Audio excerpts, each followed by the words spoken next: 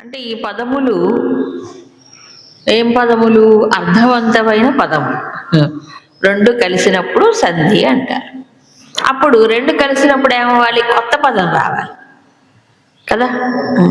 So అప్పుడు ఈ కలయికను బట్టి దానికి ఒక పేరు పెట్టారు. అలా కొన్ని సూత్రాలు, సూత్రబద్ధంగా సంధులు ఉంటాయి. ఇది చిన్నప్పుడు ఏమిటంటారు, వ్యాకరణంలో ఒక అంశంగా నేర్చుకుంటాం. అయితే ఈ సంధి అనే దాన్ని బట్టి ఈ సంధిలో రెండు పదాలు ఉంటాయి. రెండు కంటే ఎక్కువ ఉండవు. సంధి రెండే రెండు ఉంటాయి. దాంట్లో మొదటి పదాన్ని పూర్వపదం, రెండవ పదాన్ని ఉత్తర పదం అంటారు.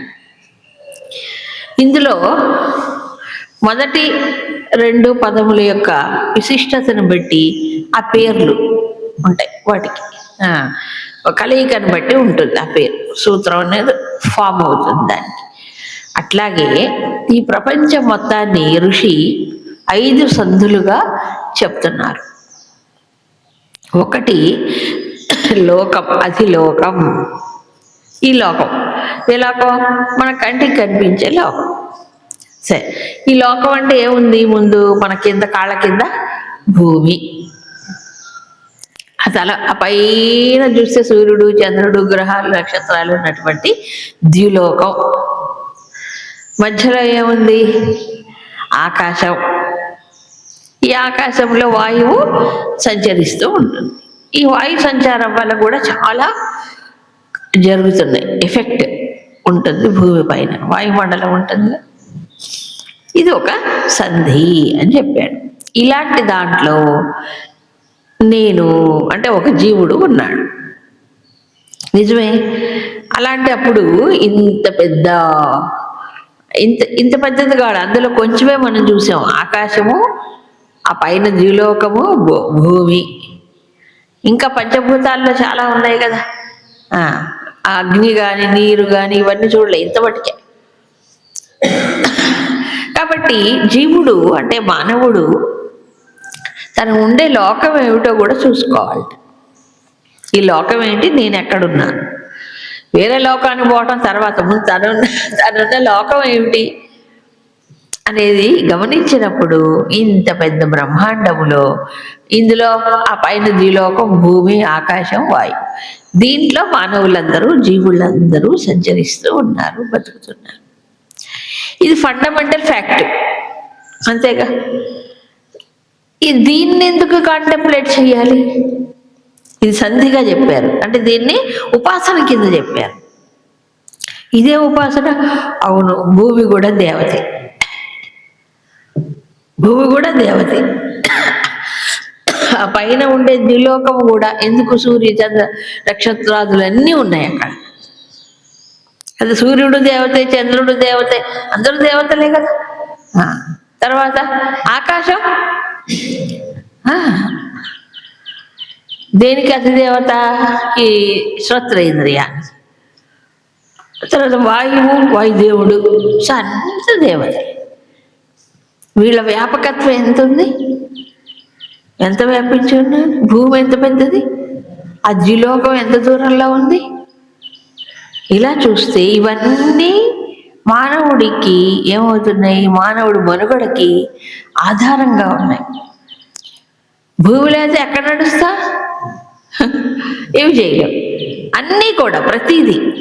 సో ఇవన్నీ పనిచేస్తూ ఉంటే నిత్య నిరంతరము మానవుడు బతుకుతున్నాడు. మనం చేసేది ఎంత? ఈ విశ్వంలో మనం జీవించడానికి ఎంత జరుగుతోంది నిత్యం, అవునా? భూమి తిరుగుతూనే ఉంది. భూమి లీవ్ పెట్టిందా ఒకరోజు? సూర్యుడు, చంద్రుడు, గ్రహాలు ఇవి కూడా కదులుతూనే ఉన్నాయి నిత్య నిరంతరం. భూమి, వాయువు అది సంచరిస్తూనే ఉంది. ఇలా మొత్తం బ్రహ్మాండం యావత్తు కదులుతోంది. అది కదులుతుంటేనే అన్ని పనులు జరుగుతున్నాయి. భూమి కదలటం వల్ల ఏం జరుగుతుంది? భూమి కదలటం వల్ల రాత్రి పగళ్ళు ఏర్పడుతున్నాయి, అంతే కదా. ఋతువులు ఏర్పడుతున్నాయి. మరి సూర్యుడి వల్ల, నక్షత్రం ఏంటి గ్రహాల వల్ల కదా, వీటి ప్రభావం అంతా మనిషి పైన ఉంటుందా ఉండదా? మరి ఇంత పెద్ద దాంట్లో తాను ఒక్క జీవుడు అని అర్థం చేసుకోవాలి. నేను అనగానే మనకి ఈ శరీరమే గుర్తొస్తుంది. కానీ ఇంత బ్రహ్మాండంతో పోల్చుకుంటే మానవుడు ఇంత వాడే. ఈ శక్తులతో పోల్చుకుంటే మనిషి ఎంత వాడు. ఈ వాయువు కానీ భూమి కానీ ఏదో ఎంతమందిని మోస్తుంది భూమి, అవునా? మనం ఎంతమందిని మోస్తున్నాం కదా. కాబట్టి ఇన్నిటినీ భరించి పోషించి భూదేవి, అందుకు భూదేవి అంట. ఒట్టి భూమిగా భూగోళం అనకూడదు, మన దాంట్లో భూదేవి పేరు కూడా పెట్టుకుంటారు, భూదేవి మాత అని పోషిస్తుంది అలా. కాబట్టి మనం ఎలాగున్నాం ఇప్పుడు? ఆ దివ్యమైన ప్రకృతిలో మనం ఉన్నాం, ప్రకృతి ఒడిలో బిడ్డలాగా. సరే, ఇక రెండవ లోకం ఏంటి? అది జ్యోతిషం. లోకం ఉంది, కానీ ఆ లోకంతో మనం ఏం చేస్తున్నాము? కాంటాక్ట్ చేస్తున్నాం కదా, అంటే సంబంధం పెట్టుకుంటున్నాం లోకంతో. అప్పుడు ఏం కావాలి? దీనికి వెలుగు కావాలి. వెలుగులకు సంబంధించి రెండవ సంధి. వెలుగునిచ్చేవి ఎన్ని ఉన్నాయి? 5 ఉన్నాయి మొత్తం. ఇక్కడ ఎవరు? అగ్ని, ఆదిత్యుడు చెప్పారు. అగ్ని వెలుగు ఇచ్చేది ఏదైనా దాంట్లో అగ్ని తప్పకుండా ఉంటుంది. వేడి ఉంటుంది, వెలుగు ఉంటుంది అగ్నిలో. ఇంకా పెద్ద ఎక్కువ వెలుగును ఎక్కువ వేడినిచ్చే సోర్స్ ఏమిటి? మన కంటికి కనిపించేది సూర్యుడు, అంతేగా. ఎంత వేడి సూర్యుడు! ఓ రామా, ఎన్ని కోట్ల మైళ్ళ దూరంలో ఉంటేనే మనం ఆ వేడి తట్టుకోలేము, అవునా? ఆయన ప్రేమతో కాస్త దగ్గరకు వచ్చామంటే మనం మలమల మాడిపోతాం. సూర్యుడు కదా, అంత వేడి, ఎంత శక్తి! మామూలుగా అగ్నిని ప్రజ్వలింప చెయ్యాలంటే దానికి ఏముండాలి? కర్రలో గ్యాస్ ఫ్యూయల్ ఉండొద్దా, ఇంధనం. ఆయనలో ఎంత వేడి, సూర్యుడిలో ఎంత ఉంది శక్తి! నిరంతరము వేడిని వెలుగుని ఇస్తుంది. ఎంత శక్తి ఉండాలి, ఊహించడానికి వీలు లేదు. ఎన్ని కోట్ల సంవత్సరాల నుంచో. ఏనాడైనా సూర్యుడు కొంచెం వేడి తగ్గాడా? ఆయన వేడి తగ్గడు, పెరుగుతోంది. ఇంకా మనకి గ్లోబల్ హీట్ తగ్గింది లేదు. అంత వేడి, అంత వెలిగిస్తున్నంటే ఎంత శక్తి ఊహించలేము. ఒకే బల్బు పెట్టాడు దేవుడు, మొత్తం ప్రపంచానికి ఒక బల్బే కదా. మరి అందుకని సూర్యుడు ఒక వెలుగు, అగ్ని ఒక వెలుగు. మనం ప్రజ్వలింప చేసుకుంటే వస్తుంది. ఇక మధ్యలో ఉండేది ఏమిటి? ఆపస్సంధి. ఆపహ నీరు అన్నారు. ఎందుకంటే వేడి వల్ల ఏమవుతుంది? నీరు వస్తుంది. నీరంటే ఏంటి? వర్షం. అదేంటండి వేడి వల్ల? అవును, వేడి వల్లనే, సూర్యుడు వేడి వల్లనే నీరు ఆవిరై మేఘాలై మనకు వర్షాలు వస్తుంది. అలాగే గాలిలో కూడా తేమ శాతం ఉంటుంది. అది ఉంటేనే మనం హాయిగా ఉంటాం, కంఫర్టబుల్గా. అంతే, లేకపోతే అందరూ ఏమైపోతారు? మొత్తం వేడి గాలిలో వచ్చాయనుకోండి, ఆ తేమ లేదనుకోండి, అప్పుడు పొడి పొడి అయిపోతాం మనం కూడా, అవునా? కాబట్టి ఎంత ప్రొటెక్షన్ ఇస్తుందంటే ఈ ప్రకృతి మనకి తెలియదు ఎంత చేస్తుందో. ఇంకేంటి? వైద్యుత సంధానం. విద్యుత్తు, నీరు ఎప్పుడైతే ఉందో అంటే వర్షం రాబోయే ముందు ఆ విద్యుత్ ప్రసారం అనేది అప్పుడప్పుడు జరుగుతుంది. ప్రకృతిలో విద్యుత్ ఉంది కదా, సహజంగా కొంత జరుగుతోంది. మానవుడు ఏం చేస్తున్నాడు? ఇంకా కొంత తన ఏమంటారు టెక్నాలజీ డెవలప్ చేసి సాంకేతికంగా తన విద్యుత్ తయారు చేసుకుంటాడు. ఏమైనా ఉన్నదే తీస్తున్నాడు, లేనిది ఏం చేయడు. ఉన్నది బయటికి తీస్తున్నాడు మనిషి, అంతేనా? లేనిది ఏం చేయట్లేదుగా. విద్యుత్, ఈ విద్యుత్తు ఏం చేస్తుంది? సంధానం కలుపుతుంది, సంధానకర్తగా ఉంది. ఇక మూడవది సంధి, విద్య. విద్యలో ఎవరెవరు ఉండాలి? విద్య బోధ జరగాలి. అప్పుడు ఎవరెవరు ఉండాలి? విద్య జరగాలి అంటే, విద్య అభ్యాసం చెయ్యాలంటే ఆచార్యుడు ఉండాలి, అంతేవాసి శిష్యుడు ఉండాలి. ఇద్దరుంటేనే అప్పుడు ఇద్దరిని కలిపేది విద్య, నిలిపేది ప్రవచనం. కలిపేది విద్య. విద్యార్థి వస్తాడు, విద్యను ఎవరి దగ్గరకు వస్తాడు? విద్యను బోధించేటువంటి ఆచార్యుడు. ఇక్కడ ఆచార్య అన్నాడు కానీ బోధకుడు అనలే. అది ఆ బోధకుడు, అధ్యాపకుడు, ఆచార్యుడు, గురువు ఇన్నున్నాయి. అందరూ ఒకటి కాదట. బోధకుడు అంటే ఏంటి? టీచర్, వన్ హూ టీచర్స్, అంతే. అధ్యాపకుడు అంటే ఏంటి? ఒట్టుగా టీచ్ చేసి వదిలేయటం కాదు, వాళ్ళని అధ్యయనం చేయించాలి. వాళ్ళకి ఎంతవరకు వచ్చింది జ్ఞానం అనేది మళ్ళీ అధ్యయనం చేయించాలి. ఇక ఆచార్యుడు అంటే ఎవరు? ఆచరించి చెప్పేవాడు. ప్రాక్టికల్గా ఇది జీవితం, ఇలా ఉండాలి, ఇలా నడుచుకోవాలి అని ఆచరణాత్మకంగా సూచించేవాడు. అప్పుడు గురుకులాల్లో గురువు శిష్యులు ఎక్కడ ఎంత దూరం, ఒకే క్యాంపస్, ఒకే దగ్గర ఉంటారు.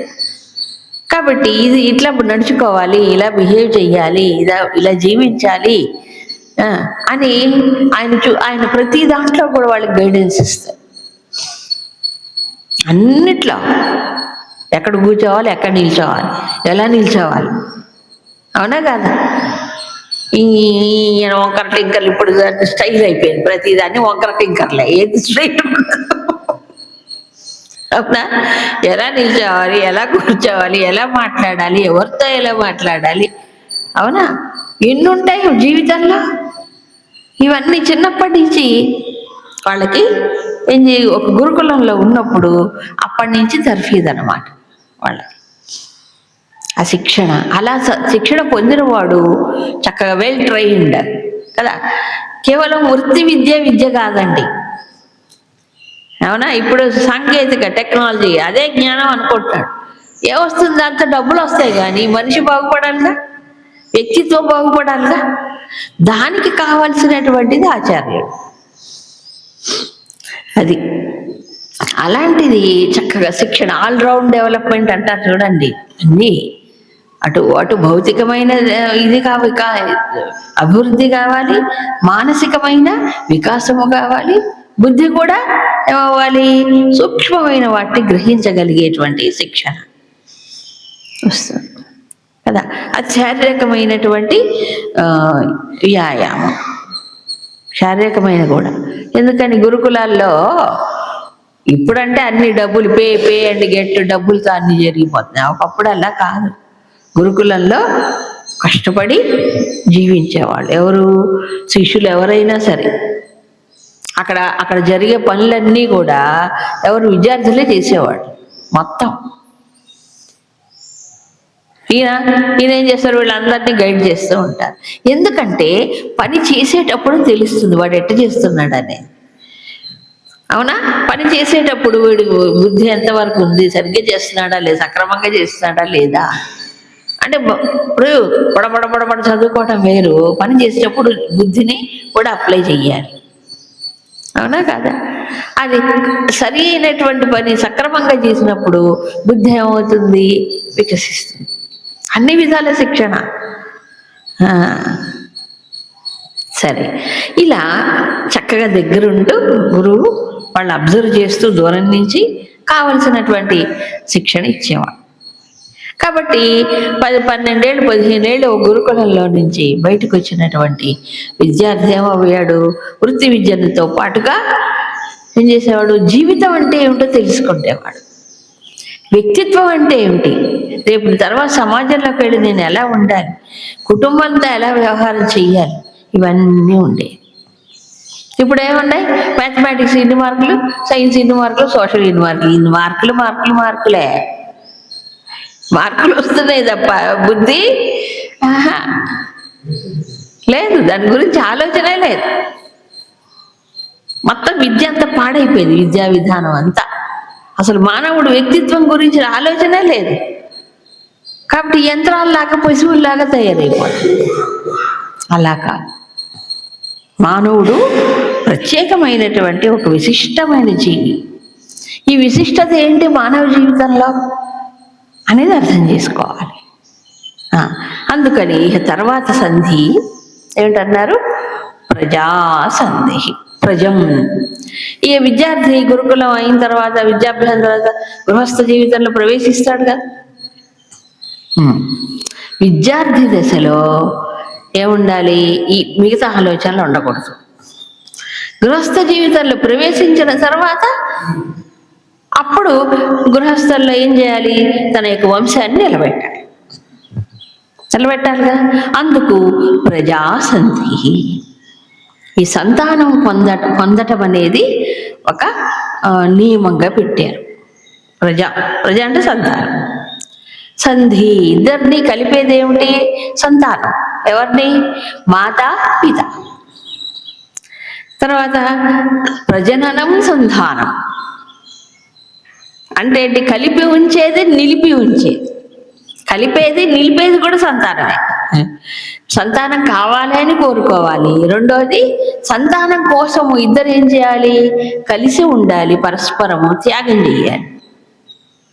పరస్పర త్యాగం ఉంటుంది దాంట్లో, అవునా కాదా? వీళ్ళ కోసం పెద్దలు, తల్లి కానీ తండ్రి కానీ త్యాగం చేయకపోతే వీళ్ళు పైకి రాలేరు కదా. పిల్లల కోసం వాళ్ళు కష్టపడతారు, వాళ్ళ సుఖాన్ని త్యాగం చేస్తారు, సమయాన్ని కేటాయి అన్ని ఎనర్జీని అన్నిటిని. వీడు పెద్ద అయిన తర్వాత ఏంటి? మీరేం చేశారు నాకు అంటే, ఏం చేయకపోతే ఎట పెరుగుతాడు? ఏం చేయకపోతే పెరిగేది గడ్డే. అవునా? అట్లా కాదు కదా. మనిషి పెరగాలంటే దానికి ఎంతెంతో కృషి చెయ్యాలి తల్లి. కాబట్టి మాతా పిత. అందుకే మనకి తర్వాత రాబోయే అనువాకంలో తల్లిదండ్రుల స్థానం ఏమిటి, ఆచార్య స్థానం ఏమిటి చెప్తారు. కాబట్టి మాతా పిత అన్నారు ఇక్కడ. కుటుంబంలో తల్లి తండ్రి అన్నాడు తప్ప కేవలం స్త్రీ పురుష అనలే. ఇది గుర్తుపెట్టుకోవాలి కదా. అంటే ఇటు కుటుంబానికి మూలం ఎవరు? తల్లి తండ్రి ఇద్దరు సమానమే. ఎవరు ఎక్కువ ఎవరు తక్కువ కాదు. ఎవరి పాత్ర, ఎవరి బాధ్యత వాళ్ళది ఉంటుంది. మరి ఈ సంతానం ఏం చేయాలి? సంతానం యొక్క ప్రయోజనం ఏంటి? మరి తర్వాత నిలవాలి కదా కుటుంబం. ఏమిటంటే వంశం నిలవాలి. జనరేషన్ తర్వాత జనరేషన్కి వీళ్ళ ఆధారం, బాధ్యత. ఇది ఒక గురుతరమైన బాధ్యత. ఏది? సంతానమును పొందటం, వాళ్ళని ప్రయోజకులుగా తయారు చేయడం పెద్ద బాధ్యత, మామూలు కాదు. ఎందుకు? సమాజంలో ఒక పౌరుణ్ణి అందిస్తున్నాడు. వీడు మంచివాడైతే సమాజానికి, కుటుంబానికి మేలు జరుగుతుంది. వీడు దుష్టుడు, దుర్మార్గుడైతే అంతే. అందుకు సంతానం పొందటం అంటే ఏంటి? ఇష్టం వచ్చినట్టు పశువుల్లాగా కనకూడదు సంతానాన్ని. దానికి ఒక పద్ధతి, ఒక విధానము, ఒక సంస్కారం ఉంది. షోడశ సంస్కారం చెప్పాడు మనకి. సంతానం పొందటం అంటే ఊరికి పశువుల్లాగా కనకూడదు. పశువులకి ఏం నీతి ఉండవు. మన మనిషికి అలా లేకపోతే కాదు. అందుకని గర్భాధానం నుంచి సంస్కారం అంటారు. గర్భధారణ చేసే ముందు కూడా స్త్రీకి సంస్కారం. తర్వాత మళ్ళీ ఏదో శ్రీమంతం, ఇంకేంటో ఇవన్నీ సంస్కారాలే. వేడుకలు కాదండి, వేడుకలు కాదు. ఇప్పుడు ఏమైపోయిందంటే అన్ని వేడుకలే, అన్ని ఫంక్షన్లు. ఫంక్షన్ ఏంటి? ఫంక్షన్ వివాహం ఒక సంస్కారం, ఉపనయనం ఒక సంస్కారం, గర్భధానం ఒక సంస్కారం, శ్రీమంతం ఒక సంస్కారం, నామకరణం ఒక సంస్కారం. ఇప్పుడు ఏమైపోయినాయి? అన్ని ఫంక్షన్లు. ఫంక్షన్లు అంటే ఏంటి? వీడియోలు, కెమెరాలు, డబ్బులు, స్వీట్లు, బట్టలు, గిట్టలు. ఇదే, ఏమీ లేదు దాంట్లో. కొంచెం కూడా దైవ భావన, దైవ చింతన, ఒక మంచి ఆలోచన లేనే లేదు. అంత షో, అంత భౌతికమే. మరి ఇట్లాంటప్పుడు ఎవరు తయారవుతారు సమాజంలో? పైసామే ఇదే అంటే డబ్బు సంపాదించుకోవాలి, షో చేయాలి. ఇదేనా జీవిత లక్ష్యం? కాదు కదా. కాబట్టి మనుష్య సంస్కారం ఎక్కడ జరగాలి? ఎక్కడ? కుటుంబంలో జరగాలి. కుటుంబం మూలం. ఇక్కడి నుంచి తయారవుతారు. ఓ ఫ్యాక్టరీలో వస్తువులు తయారైనట్టు సమాజానికి సరి అయిన పౌరులు ఎక్కడ తయారు కావాలి? కుటుంబం నుంచి. తర్వాత గురుకులంలో శిక్షణ. ఇక్కడ అసలు మొదలు విత్తనమే సరిగ్గా లేకపోతే ఏమొస్తుంది మొలక? అందుకు సంతానం పొందటం ఒక బాధ్యత. సరి అయిన సంతానం పొందటానికి ఈ తల్లిదండ్రులు ఇద్దరు కూడా సరిగ్గా ఉండాలి. అలా లేరనుకోండి, అప్పుడు సమాజంలో ఎవరు వస్తారు? రావణాసురులు, భస్మాసురులు. అంతే, చిన్న రావణాసురుడు, పెద్ద రావణాసురుడు, కంసుళ్ళు, ఇట్లాంటి వాళ్ళే తయారవుతారు. అసురులే. వాళ్ళ ఆలోచనలన్నీ అట్లాగే ఉంటాయి. అవునా? కాబట్టి సాటి పౌరుణ్ణి చూస్తే, సాటి స్త్రీని చూస్తే, సాటి పురుషుడిని చూస్తే ఏ భావనగా ఉండాలి మనకి అనేది పోయింది. అవునా కాదు? ఒకప్పుడు పెద్దవాళ్ళు అయితే అన్న అనేవాడు, చిన్నవాళ్ళు అయితే తమ్ముడు అనేవాడు, అక్క అనేవాడు, చెల్లి అని పిలిచి ఆ పవిత్ర భావాలు ఉండేవి. ఇప్పుడు ఏది చూసినా అందరూ ఒకటే. ఎవరిని చూసినా ఎవరికైనా పిచ్చి వేషాలే, పిచ్చి ఆలోచనలే కదా. జంతువుల స్థాయికి వెళ్ళిపోయినారు మనుషులు. కారణం ఏంటంటే సంస్కారం ఎక్కడ ఇవ్వాలి? తల్లిదండ్రులు ఇవ్వాలి. ఎంత బాధ్యత అండి ఇది. ఆ బాధ్యత విస్మరించినప్పుడు అయిపోయింది. మానవ సమాజం ఉండదు. అది దానవులు, అసురులు తయారవుతాయి. ఇంకా మాట్లాడితే పశువులు. అందుకు తల్లి తండ్రి అంటే ఒక పవిత్ర భావం. కాళ్ళకు దండం పెట్టాలి తల్లి తండ్రి అంటే. అలాంటి ఒక బాధ్యతను వాళ్ళు స్వీకరిస్తున్నారు. అందుకే గృహస్థాశ్రమము అంత గొప్పది. చతురాశ్రమములలో గృహస్థాశ్రమం విశిష్టమైందని చెప్పాడు. ఎందుకు? ఈ బాధ్యతను స్వీకరిస్తున్నారు కాబట్టి. పిల్లల్ని పెళ్లి చేయడమే కాదు, మిగతా మూడు ఆశ్రమ వ్యవస్థలకి గృహస్థమే ఆధారం. బ్రహ్మచారులు బిచ్చం ఎత్తుకుంటే అన్నం పెట్టేది ఎవరు? గృహస్థులే పెట్టారు. వానప్రస్థులు పెద్దవాళ్ళు అయిపోయి విశ్రాంతి తీసుకున్నప్పుడు ఎవరు పోషించాలి? గృహస్థులే పోషించాలి. మరి సన్యాసులకి ఇక సంపాదన ఉండదు, మరి ఎవరు పోషించాలి? గృహస్థులే. కాబట్టి మిగతా మూడు ఆశ్రమ ధర్మంలో ఉన్న వాళ్ళకి గృహస్థుడు ఆధారమై వెన్నెముకలాగా నిలుస్తాడు సమాజానికి. అందుకు గురుతరమైన బాధ్యత అన్నారు. సో తాను సమాజానికి మేలు చేయడానికి కావాల్సిన మంచి సంతానాన్ని పొందాలి. దానికి క్రమశిక్షణ కావాలి. అందుకు మానవుడికే సంస్కారాలు కావాలి, కానీ పశువులకి, జంతువులకు లేవుగా. అందుకు మాతా పిత అంటే ఎవరిప్పుడు? దేవతలతో సమానం అన్నారు. అందుకే తర్వాత అనువాకంలో వస్తుంది. కాబట్టి స్త్రీ పురుషులు అనలే. భారతదేశంలో మాతాపిత అంటారు. స్త్రీ పురుషులే, కానీ వాళ్ళు కుటుంబంలోకి వచ్చినప్పటికి మాతాపితల యొక్క పాత్ర ఎక్కువ ఉంటుంది. అది సరే. తర్వాత అధ్యాత్మం, ఇంకా తన వ్యక్తిత్వాన్ని గురించినటువంటి విషయం. ఇది చాలా విచిత్రంగా ఉంటుంది, ఆలోచిస్తే. చూద్దాం. అధాధ్యాత్మం అధరాహనుః పూర్వరూపం ఉత్తరాహనురుత్తరరూపం వాక్సంధిః జిహ్వాసంధానం ఇత్యధ్యాత్మం. మళ్ళీ అధాధ్యాత్మం అధరాహనుః పూర్వరూపం ఉత్తరాహనురుత్తరరూపం వాక్సంధిః జిహ్వాసంధానం ఇత్యధ్యాత్మం. ఇది కూడా పూర్తి చేద్దాం. ఇతి మామః సగంహితాః య ఏవమేతా మహాసగంహితా వ్యాఖ్యాతా వేద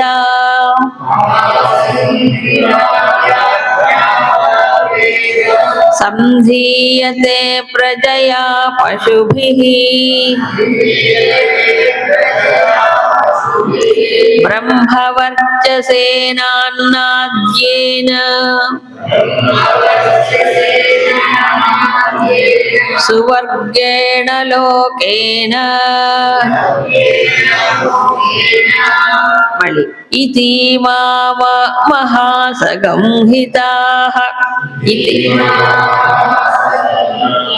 ఏ ఏవమేతా మహాసగంహితాః వ్యాఖ్యాతా వేద సంధీయతే ప్రజయా పశుభిః బ్రహ్మవర్చసేనాన్నాద్యేన సువర్గేణ లోకేన అధ్యాత్మం. అధ్యాత్మం అంటే తన వ్యక్తిత్వం సంబంధించినటువంటి ఉపాసన. ఇప్పుడు అధిలోకం, అధి జ్యోతిషం, తర్వాత అధి విద్య, అధి ప్రజ, 4 సంధులు చెప్పాడు. 5వ సంధి ఏమిటట? తనకు సంబంధించింది. అధరా హనుహు, హను దవడ అని అర్థం. హనుమ పేరు వచ్చింది, హనుమంత, హనుమ. హను అంటే దవడ. అధరా హనుహు అంటే కింది దవడ, అది పూర్వరూపం. ఉత్తర హనుహు పై దవడ, అది ఉత్తర రూపం. వాక్కు సంధి. మాట్లాడాలంటే ఒక దవడతో మాట్లాడతారు,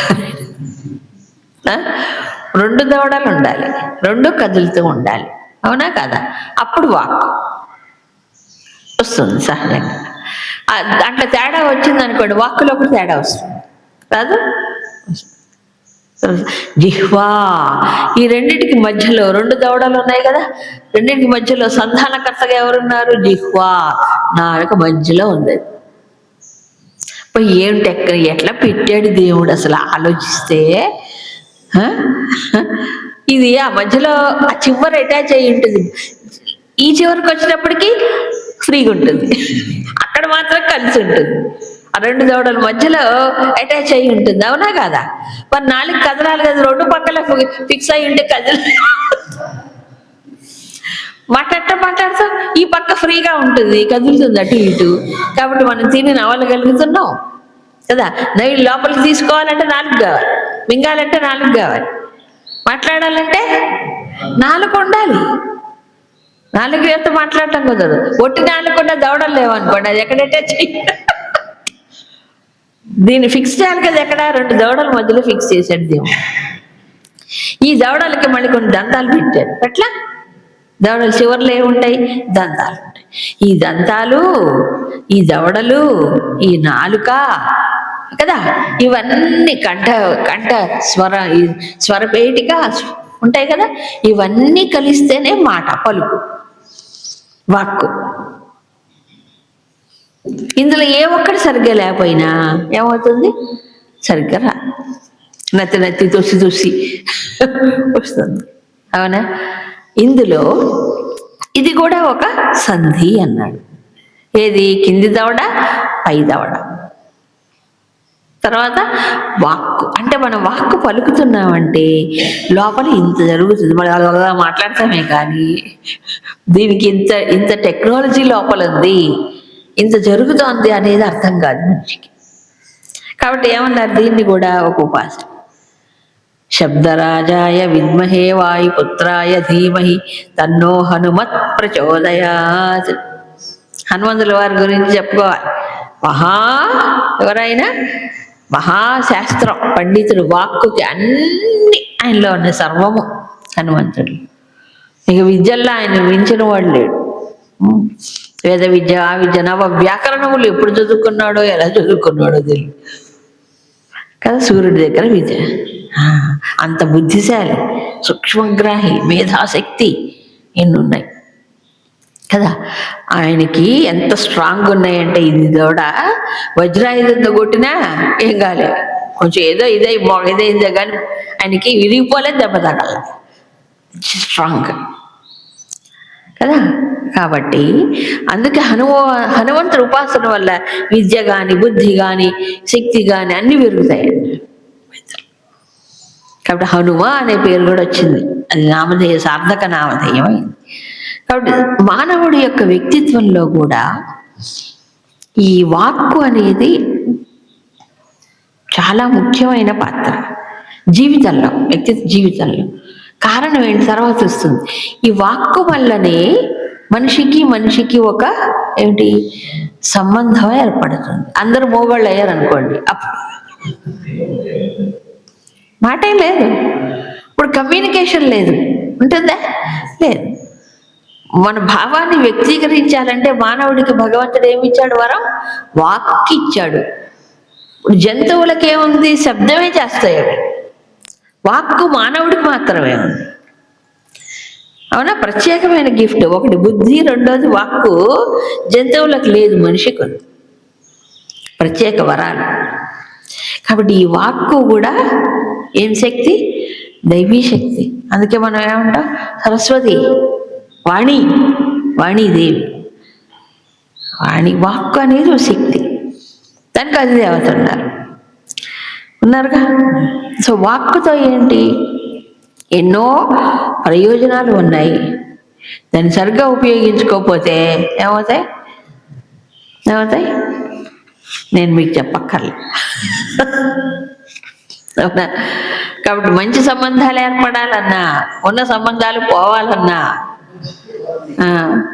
అవునా, ఈ పళ్ళు జాగ్రత్తగా ఉండాలి, నాలుక బాగుండాలి, లేకపోతే ఏమైపోతుంది? 32 పళ్ళని రాలగొట్టేస్తుంది ఒక నాలుక. అవునా? అందుకు వాక్కు చాలా ముఖ్యం. వాక్కు ఒక శక్తి. ఆ శక్తి మానవుడు కనుక సక్రమంగా సద్వినియోగం చేసుకుంటే మాట్లాడాలి, అవసరమైనప్పుడు మాట్లాడాలి, అవసరమైనంత మాట్లాడాలి. ఎప్పుడు, ఎవరితో, ఎలా, ఎక్కడ, ఇది చాలా ముఖ్యం.